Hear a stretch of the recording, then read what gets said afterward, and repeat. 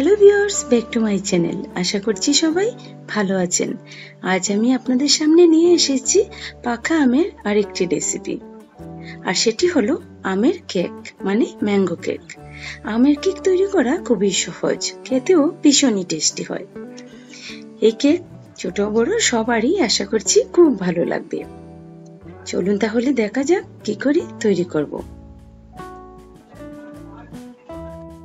আমের কেক তৈরি করার জন্য প্রথমে নিচ্ছি মেজারমেন্ট কাপে 1 কাপ ব্লেন্ড করে রাখা আমের পিউরি। তারপর নিচ্ছি 1/4 কাপ চিনি। চিনিটা আপনারা আপনাদের স্বাদ মতো দিয়ে দেবেন। তারপর নিচ্ছি 1/3 কাপ সয়াবিন তেল। এখন আমের পিউরির সাথে চিনি আর তেলটাকে ভালোভাবে মিশিয়ে নিতে হবে। মোট কথা চিনিটাকে গলিয়ে নিতে হবে। যাদের হাতের কাছে ব্লেন্ডার নেই তারা আমের পিউরিটা হাত দিয়ে চেপে বের করে নিতে পারেন। 3টা উপকরণ ভালোভাবে মিশে গেল।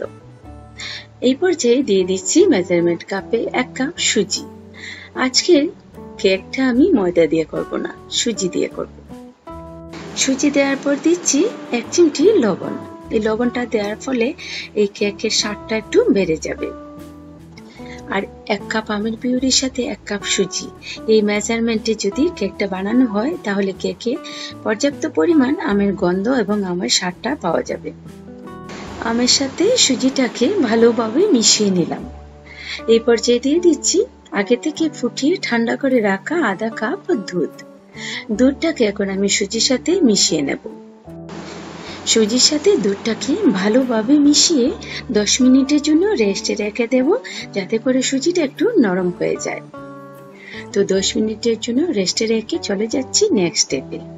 এখন আমি চুলায় একটা প্যান বসিয়ে এর মাঝে দিয়ে দিচ্ছি 250 গ্রাম পরিমাণ লবণ। আমি এখানে নতুন প্যাকেটের ফ্রেশ লবণটা দিচ্ছি।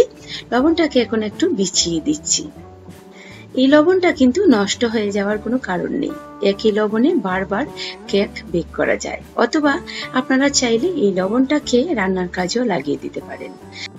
এখন ঢাকনা দিয়ে ঢেকে আগুনটাকে মিডিয়াম টু লোতে রেখে প্যানটাকে 15 মিনিট সময় প্রিহিট দিয়ে নেব।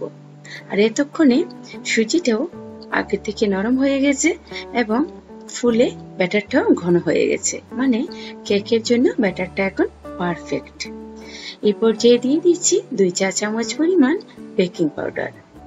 বেকিং পাউডারটাকেও মিশিয়ে নিচ্ছি সুজির সাথে।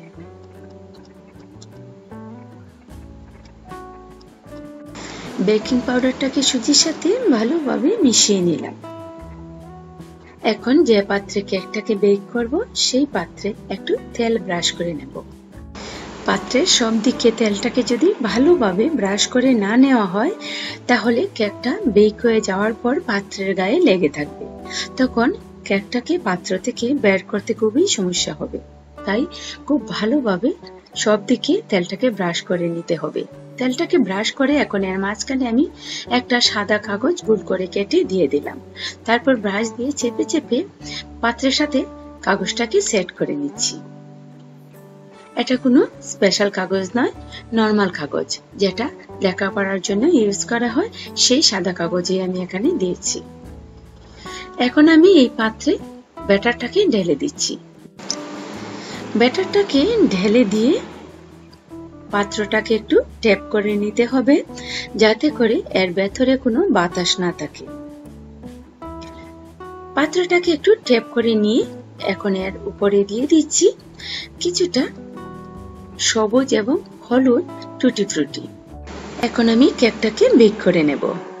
চুলায় প্যানটাকে তো আগে থেকে প্রিহিট দিয়ে নিয়েছি। এখন প্যানের উপর থেকে ঢাকনাটা সরিয়ে এই লবণের উপর কেকের পাত্রটা বসিয়ে 35 মিনিটের জন্য ঢেকে দিয়ে দেব। আর ঢাকনার ছিদ্রটাকে আমি একটা টিস্যু পেপার দিয়ে বন্ধ করে দিয়েছি। আগুনটাকে এখন আমি একদম লো করে নিয়েছি। 35 মিনিট পর ঢাকনাটা তুলে নিচ্ছি। একটা স্টিক কেকের মাঝখানে ঢুকিয়ে চেক করে নিচ্ছি। দেখুন স্টিকটা কিন্তু ক্লিন বেরিয়েছে, তার মানে কেকটাও ঠিকমতো বেক হয়ে গেছে। এখন কেকটাকে চুলা থেকে নামিয়ে একটু ঠান্ডা হয়ে যাওয়ার পর কেকের চারপাশটাকে কেকের পাত্র থেকে একটা ছুরি দিয়ে একটু আলাদা করে নিচ্ছি। তারপর পাত্রের উপর একটা প্লেট বসিয়ে পাত্রটাকে উল্টে কেকটাকে পাত্র থেকে বের করে নিচ্ছি।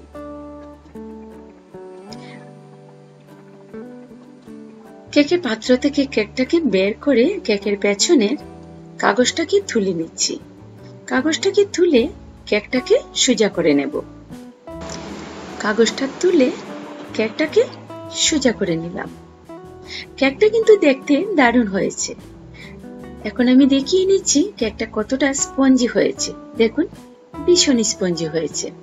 আর কেকের উপরে টুটি ফ্রুটি দেওয়ার ফলে কেকটা দেখতেও কিন্তু ভীষণ সুন্দর লাগছে। তবে টুটি ফ্রুটি দেয়া একান্তই অপশনাল, আপনাদের ইচ্ছে হলে দেবেন, না হলে নাও দিতে পারেন। এখন আমি কেকটাকে কেটে দেখিয়ে নিচ্ছি কেকের ভেতরটা কেমন হয়েছে। ভিউয়ার্স, আমার আজকের রেসিপিটি যদি আপনাদের ভালো লেগে থাকে তাহলে অবশ্যই একবার বানাবার চেষ্টা করবেন। আর এই কেকটা খেতে কেমন লাগলো অবশ্যই কমেন্ট করে জানাবেন। আজ তাহলে বিদায় নিলাম, আবার দেখা হবে অন্য কোনো রেসিপি নিয়ে। সে পর্যন্ত সবাই খুব ভালো থাকবেন।